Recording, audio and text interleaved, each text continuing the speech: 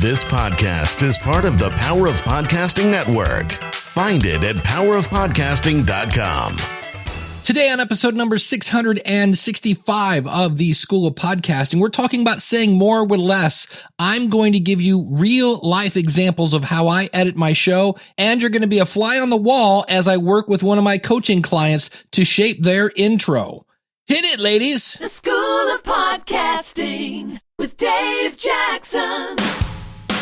Podcasting since 2005. That's right. I am celebrating now 14 years. April 4th was the first day I launched an episode.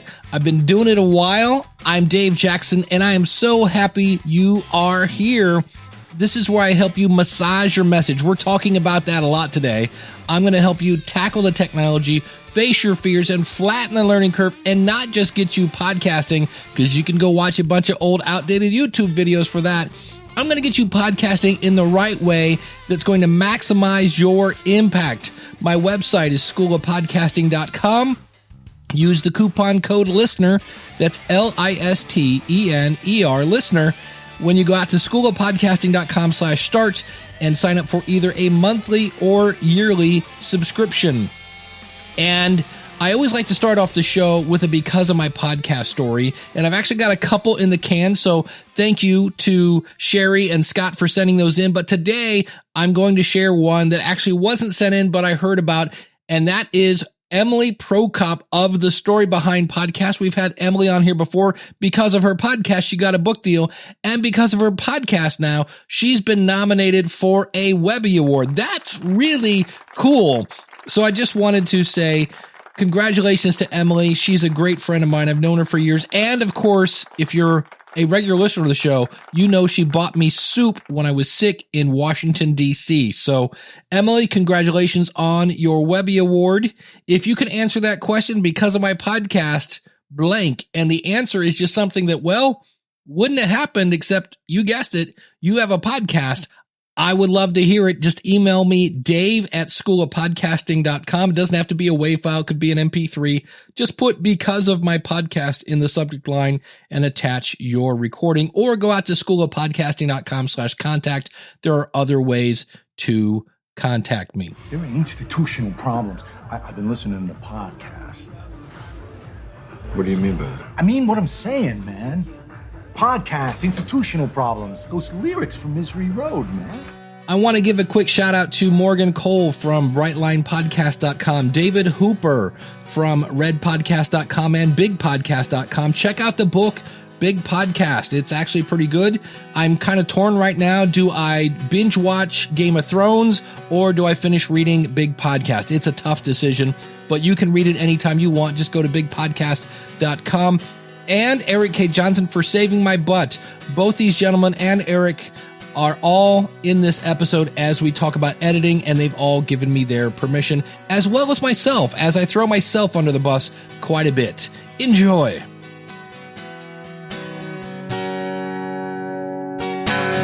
A lot of what I'm talking about today is an opinion. And this is going to be one of those cases where it depends. Some of you are going to listen to this and go, wow, I need to do this. And other people are going to go, Dave, you crazy. So, and I understand that. I'm just going to share my opinion. But there are some things here that are facts. Have you ever heard of the Keystone Cliffs? No, probably not. Nobody really cared about the Keystone Cliffs until somebody carved a bunch of presidential faces in them, and it became Mount Rushmore. And my point here is editing can basically take a bunch of rocks and make it a now national memorial. Well, it's the same thing with your podcast. And this is where some people bust out the scalpel. Other people do no editing at all. They're going to keep it real, yo. Okay, that's fine. It's up to you. There are no rules in podcasting. My best practice is I picture myself as a goalie, and what's coming out of my mouth is coming at you, and I decide if it delivers value or not. If it does, I let it go past me. If it doesn't, I cut it out. And so the first thing I want to talk about is what I'm going to call low-hanging fruit. Low-hanging fruit is where you hear a clip and somebody goes, and then they say something. That is just screaming, cut me out. So let me give you an example of one. This is from the podcast review show. We're going to talk about this clip twice. This is a show I do with 30-year radio veteran, podcast talent coach Eric K. Johnson. You can find it at podcastreviewshow.com. Both Eric and I listen to your podcast, your episode, multiple times, and then we go over the technology, the audio quality, your website, your goals of your podcast. I mean, we go over your podcast from top to bottom, and then we tell you what we feel you're doing right, and maybe there are some things that you could be doing better. And so I found a low-hanging that I just want to explain here. The one thing for me, when we got about halfway through, you get to the commercial segment.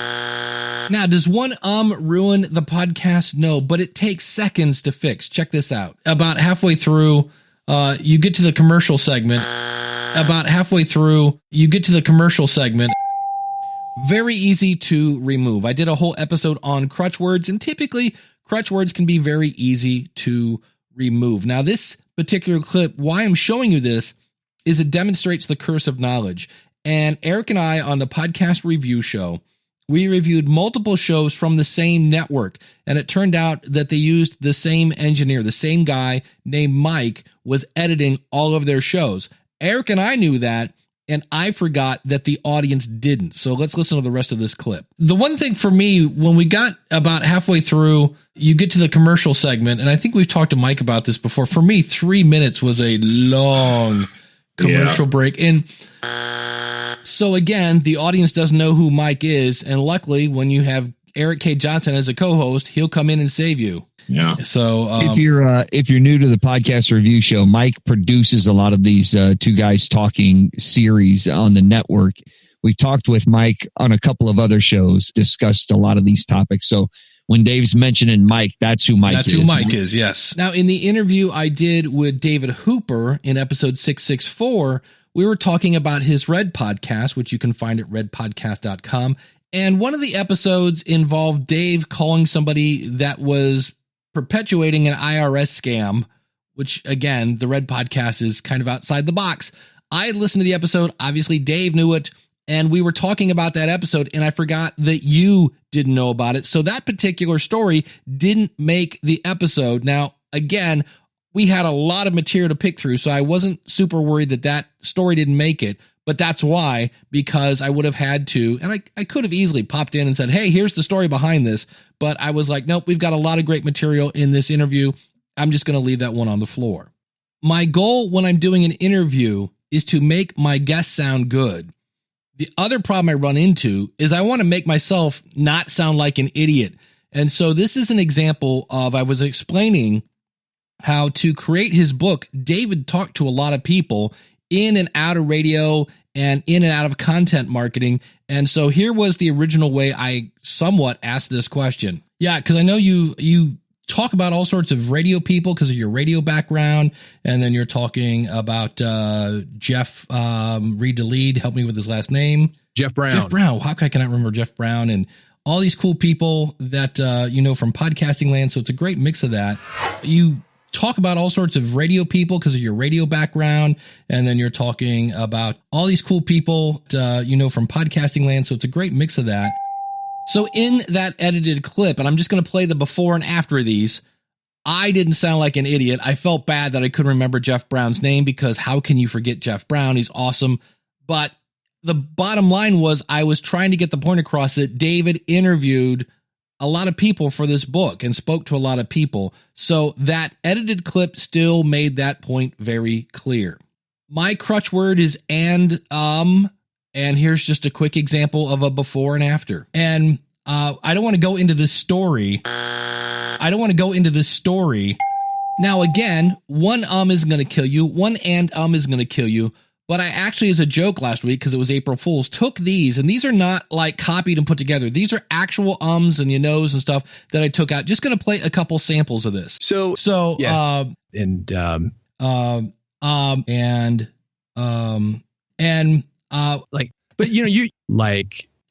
So I mentioned these are low hanging fruit. There are times when I will try to fix something, and if I really have to bust out a scalpel, I will pass. Let me give you an example of a bad edit.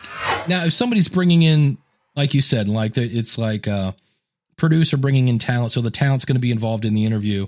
How do you go about making somebody who may not be that interesting? Like, what's your prep for that? Now, if somebody's bringing in, like you said, like the producer bringing in talent, so the talent's going to be involved in the interview, what's your prep for that? So I was kind of missing the word a producer there, and it just sounded kind of weird, but that's half my problem. Many times when I'm interviewing somebody, I cannot spit out the question, especially if it's a follow-up question, but that's okay. There's editing. Felicia wants to know, how did you book interviews when you were just starting out? Now I'm going to break in here because I should have just shut up there, but instead I said this. So I guess with Music Business Radio, did you always have guests lined up? Yeah, I guess it's kind of easy in Nashville, but have you ever been in a situation, maybe now with big podcasts, you don't do a lot of interviews on that show, but so now busting in again, I've taken a question, how do you get guests when you're first starting out? I've turned it into a yes or no question, which is horrible with Interviews, and I'm going to try to turn it around now again back to how do you get guests when you first start out? If you're a brand new podcast, how do you when nobody knows who you are, how do you get interviews? Holy cow, spit it out. This was the edited version. I said, hey, David Hooper's coming on the show. What should I ask him? So Felicia wants to know, how did you book interviews when you were just starting out? Now, another thing I want to keep in mind here is David does have a radio show. And so when he answered on how, yes, his radio show does help, let me give you a little bit of that. Well, I'll tell you how I started with Music Business Radio. And we did have an advantage, which I will admit is that we were on one of the top radio stations in Nashville. It's very well respected. For the last 3 years, it's been the top AAA station in the country, according to Friday Morning Quarterback. And I kind of struggled with this. I was going to leave this in because it gives Dave street cred. Not only is he on a station, but it's a good station. But I thought, well, what would you say if I played you that clip? And I could see you going, well, that's not fair. He has a radio station. So I went to the part of the answer where he talks about what would you do if you didn't have a radio station? So here's the final answer. Or how did you book interviews when you were just starting out? The issue that I faced when I was a very new host, brand new host, is that, as we've already talked about a little bit, I was intimidated. And as I hear that, I go, I'm not sure why I didn't pull out, because we talked about this before. I could have easily pulled that out. But there you go. I took a really long, just rambling question, and I took part of an answer that didn't fit you and combined them into, again, a question and an answer that delivers value. Now, in a second, I'm going to play the part of our conversation where I started to get into an argument. But right now, I want to just take a second to let you know that this show is brought to you by the School of Podcasting.com, where we have a number of courses that basically take you from an idea. The Planning Your Podcast course will really fine tune what you want to do with your podcast, all the way for how to build a website, how to pick the right equipment so you don't have to spend $1 million, how to distribute your podcast, how to promote your podcast, how to make money with your podcast if that's something you want to do. So we've got the courses. We have coaching. That's right. Twice a month. And then every Wednesday, we have me answering your questions live. And we have a great community, a private Facebook group. So if you want to join the School of Podcasting, simply go out to schoolofpodcasting.com/start. Use the coupon code LISTENER, that's LISTENER, and save on either a monthly or yearly subscription. I really look forward to working with you.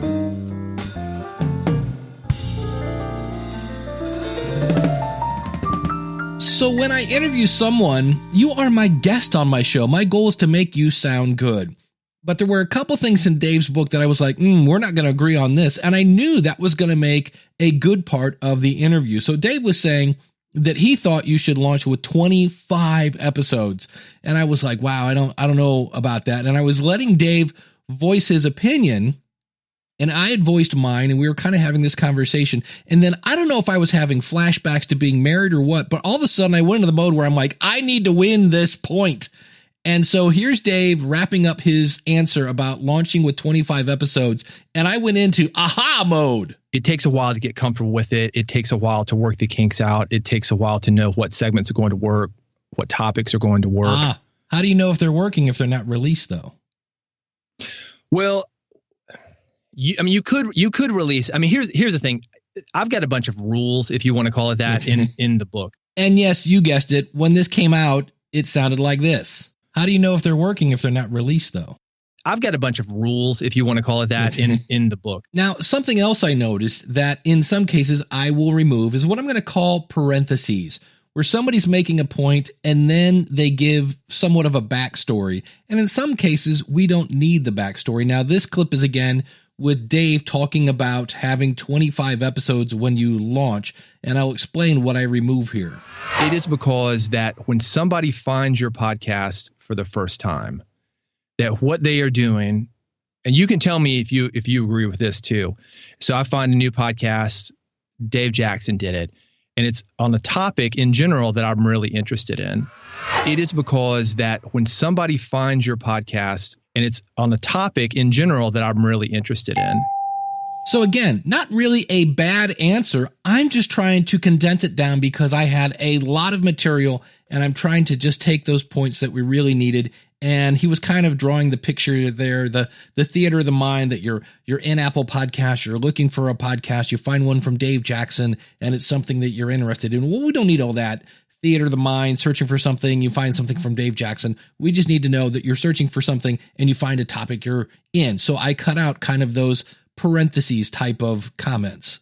Now, there are times that it's important that you don't edit. And what I mean by this is there are times when someone will pause to answer a question, and that pause speaks volumes that, hey, I'm thinking about this. So here's an example where I left the pause in. Do you think most podcasters are up for the adjusting part? Oh, man, that is such a great question, because you see a lot of podcasters that they just want to be heard and they don't listen. Maybe it's not even the adjusting. They're not even listening. They just want to blah, blah, blah, blah, blah, get their information out there. They don't care. Now, what would that answer be if I went in and edited all of that out? Do you think most podcasters are up for the adjusting part? You see a lot of podcasters that they just want to be heard and they don't listen. They just want to blah, blah, blah, blah, blah, get their information out there. They don't care. So for me, and this is the cool thing, you're the editor. If you want to be, you can be the editor. For me, I wanted to show the fact that, am I a podcaster who isn't willing to look at my show? Am I a person that doesn't realize that you can't read the label from the inside of the bottle? Am I willing to edit my show? That is something I wanted you as a listener to think about. So consequently, when Dave was pausing there and going, wow, that's a good question. And you know what's cool about that? When somebody actually says that and they mean, that's a good question, as opposed to, so how long have you been in podcasting? Hey, that's a good question. No, it's not. Speaking of bad questions, here is one that I actually started the interview with. How long did it take you to write this thing?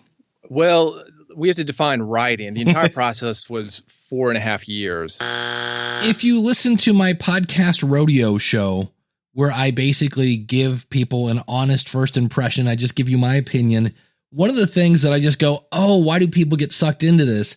Is we love to talk about how the sausage is made. And you know what? Nobody cares. We all want to know, how does the sausage taste? In other words, what kind of value can you give me? But we don't, and we probably don't want to know how the sausage is made. And so the only reason I asked that question is I knew it took him 4 years. And again, in this particular scenario, I'm trying to cut down on any information that doesn't deliver direct value. And in this case, the fact that it took him 4 years, not really a lot of lessons learned there. He went through a couple different editors and things like that. And I'm like, you know what?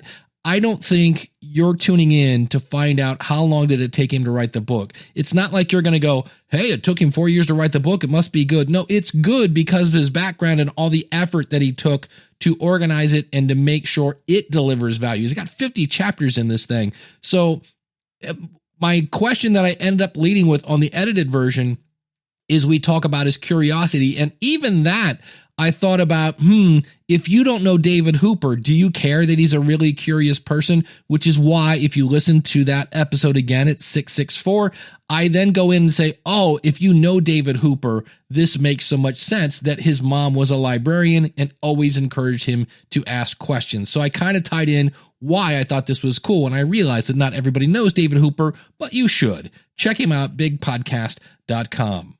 I know I keep repeating this, but I want my guests to sound really good. And so in this next example, we went from talking about, are people open to actually editing their show? Are they actually open to an outside opinion? To, can you do your own air check? And so that's what Dave is talking about. But in this case, instead of pausing and thinking of the answer, he let his mouth go into action maybe a little sooner than he should have. And they do not listen to the question. They hijack it like a politician. So, because you have a whole thing in here. I think it can be worked on. I think it can be worked on, but I think you have to know. Question. They hijack it like a politician. I think it can be worked on, but I think you have to know. And here's another example of me. The question should have been, hey, Dave, you've had some unorthodox guests on your show. Have you gotten any flack for that? But instead, it came out of my mouth like this. Well, and you seem in real life and on your podcast, one of the things, if somebody said, how would you describe David Hooper? One of the adjectives has to be non-judgmental. You seem to just like, again, that curiosity comes into place. So instead of judging somebody, you would rather find out, okay, why are you doing that? Is that, again, do you ever get flack for that from people going, I can't believe you interviewed her, or I can't believe you talked about, I can't believe you did Ashley Madison jokes at your event. Did you ever, oh yeah. Did you ever get flack for that? Every time I speak live. Now you hear people talk all the time about how you should record with each person in their own separate channel. You'll see in that last clip where I was saying, do you ever get any flack for that? And Dave, because of my really weird question asking skills, had actually started to answer the question because, well, he couldn't figure out if I was done or not. Poor Dave. So I could have, if I had separate tracks, muted Dave answering the question as I finally spit out, have you gotten any flack for that? That is one example of having separate tracks would be handy. But in that instance, I listened to it and I'm like, okay, again, it sounds like somebody having a conversation. I'm okay with that. And this is, again, why it comes back to depends. This is all an opinion, and this is what I chose for my podcast, what to keep and what to leave. From editing an interview to editing your intro, Morgan Cole does the Brightline Podcast, and with his permission, this is part of a call we did where we actually went through and edited his intro. So you're going to actually hear he and I working together to figure out how we can make sure he has his street cred, he's getting across what his show is about in the least amount of words.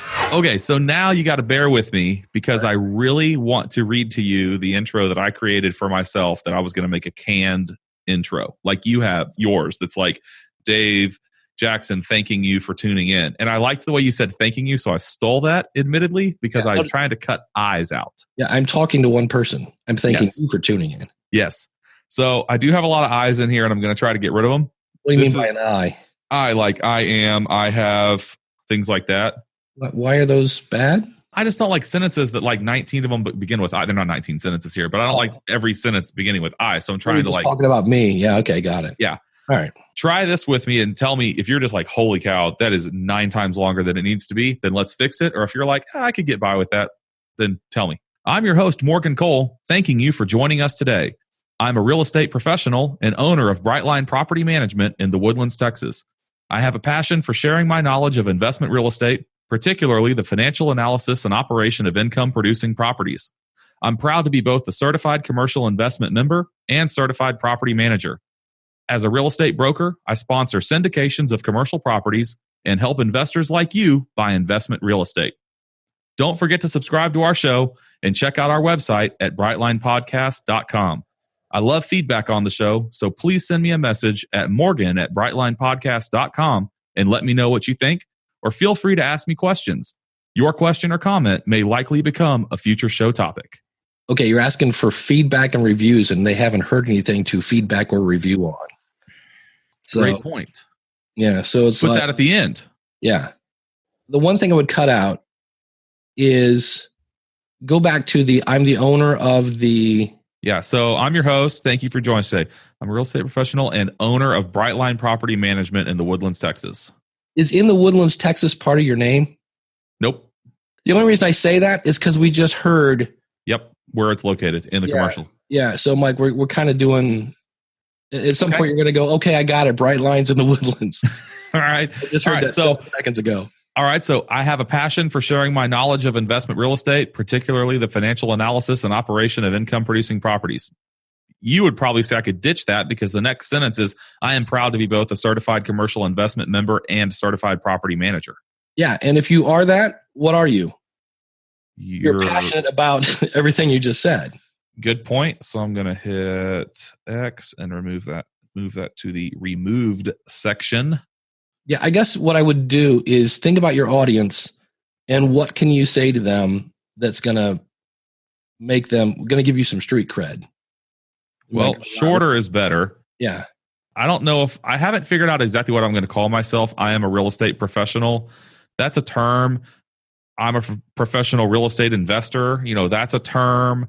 I feel like, and this is getting into nuances that probably wouldn't matter to you, but if you call someone a professional real estate investor, that almost means that's their only occupation. Whereas my job is not specifically investing in real estate, it's running a real estate investment company. That's why I said I am a real estate professional. There you go. And what you can do is, later, if you're, I don't know, this is where you can drop hints to people. So you could say, I don't know, for me, it's like I was working with a client the other day. That's all I have to say. And instantly my audience knows, oh, this guy does consulting. Mm-hmm. I don't have to say, I'm a consultant, blah, blah, blah. If I say, I'm working on a new chapter for my book, okay, this guy's working. Just there are things you could, so if you can take experiences that you're doing, or you can say, I remember this one time I was working on this one property and holy cow, now it's a story.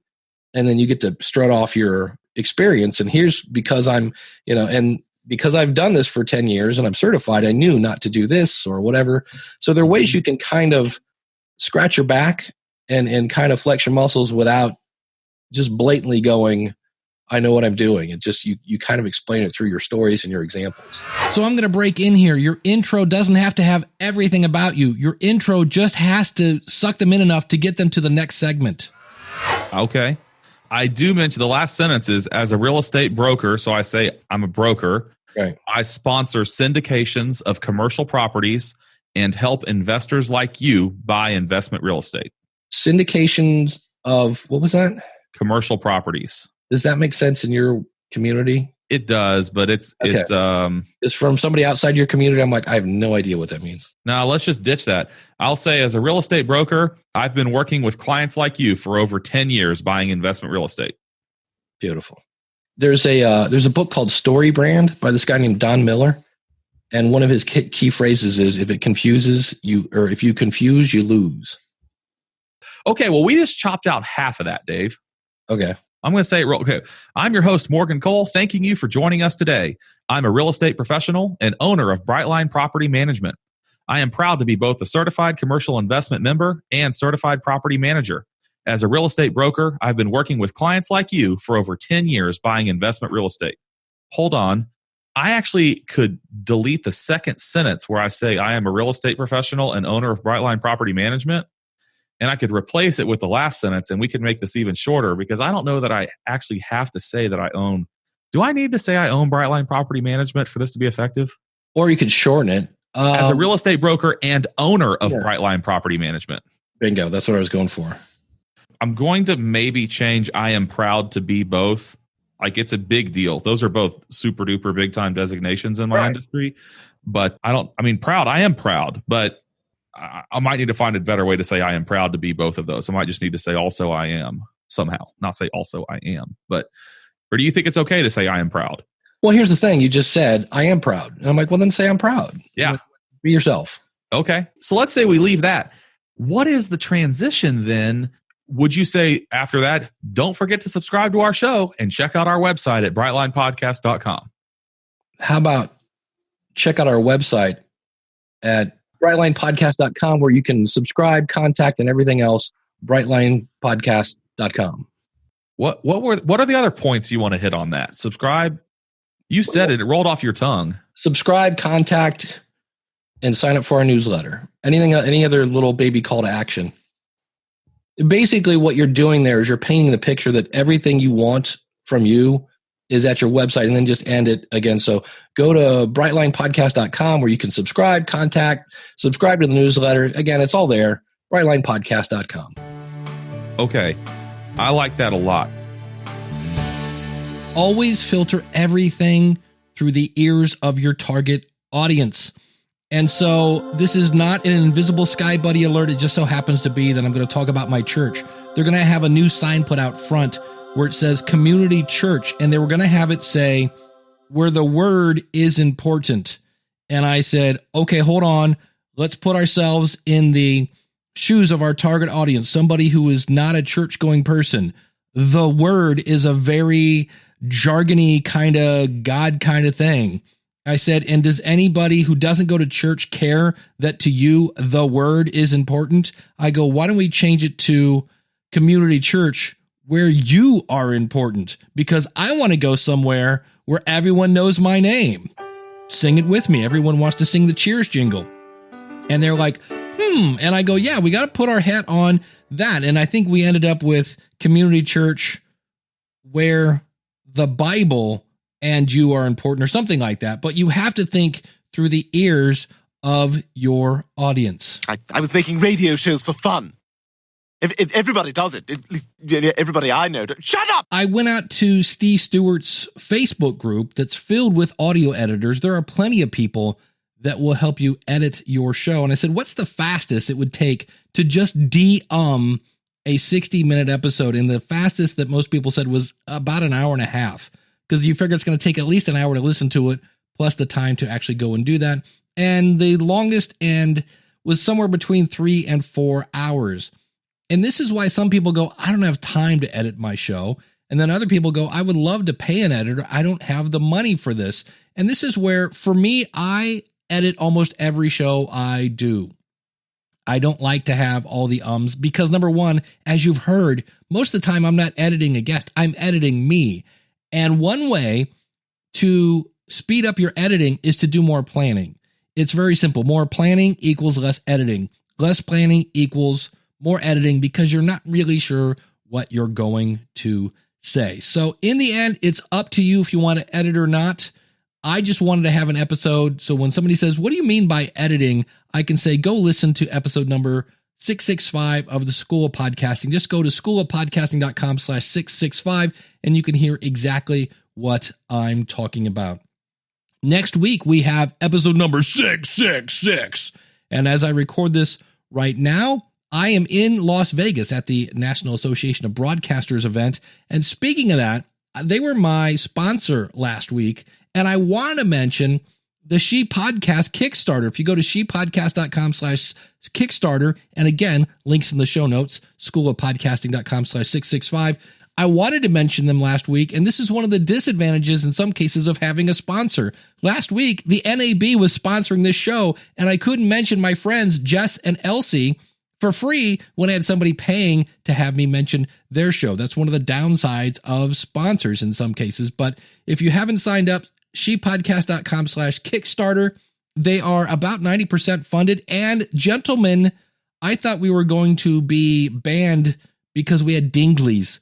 But it turns out that if you have male genitalia, you are not banned from the premises. Now, the information is definitely geared towards people that are of a female persuasion, but you are not banned from attending. So if you want to go, the speakers and the content will be very much female oriented. But if you want to go, you can actually go to She Podcast as a male. So I wanted to pass that along. Should be a very interesting event. This is the first one. And so you could actually sign up again, shepodcast.com/Kickstarter and say, hey, I was at the very first one. Cause I can say I was at the very first podcast movement. I was at the very first MapCon. There's a bunch of those and it's fun to then watch them go. But I wanted to definitely give a shout out to my buddies, Elsie and Jessica, shepodcast.com/Kickstarter.